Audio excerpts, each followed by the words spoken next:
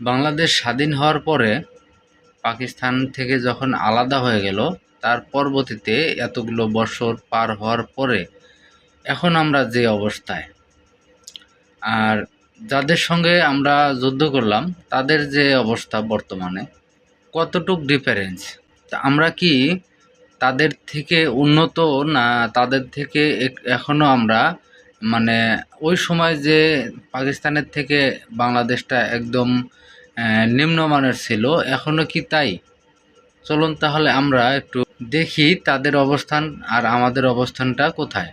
বাংলাদেশটা পাকিস্তানের থেকে অনেকটাই ছোট,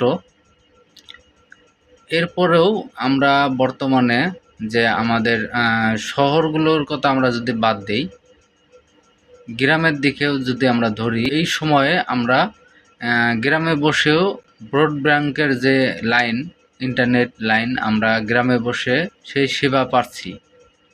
কিন্তু পাকিস্তান কি এরকম সেবা পাচ্ছে যে শহরগুলো বাদ দিয়ে যে গ্রাম অঞ্চলগুলো, তারা কি এই সেবাটি পাচ্ছে? তারা কিন্তু এই সেবাটি এখনও আমাদের মতো পায়নি। আবারও শহরগুলোর কথা বাদ দেব, আমি গ্রাম অঞ্চলকেই ধরব।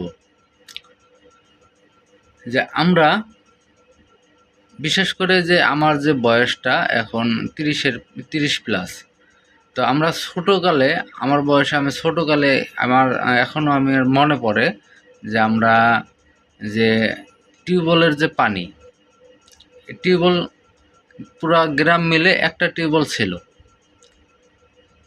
তারও আগে যেটা আমরা ইদারা বলি, ইদারার পানি আমার মনে পড়ে, ইদারা দেখছি কিন্তু পানি খাওয়াটা আমার মনে পড়ে না, ইদারার পানি খাওয়াটা মনে পড়ে না। সেই সঙ্গে পাকিস্তানে এখনও ইদারা আছে, ইদারার পানি খাওয়ার প্রচলনটা এখনও তাদের মধ্যে আছে। তাহলে সেই ক্ষেত্রে আমরা ওদের দিক থেকে আমরা মোটামুটি এগিয়ে আছি বাংলাদেশ স্বাধীন হওয়ার পরে এই পর্যন্ত। তাহলে একটি দেশ আরেকটি দেশে কখন ফলো করে? তারা যখন আমাদের থেকে উন্নত থাকে তখনই ফলো করে। তো আমাদের কি পাকিস্তানকে ফলো করা উচিত, না পাকিস্তান আমাদেরকে ফলো করবে? প্রশ্ন থাকলো আপনাদের কাছে, অবশ্যই এর কমেন্টস করে জবাবটা দিবেন।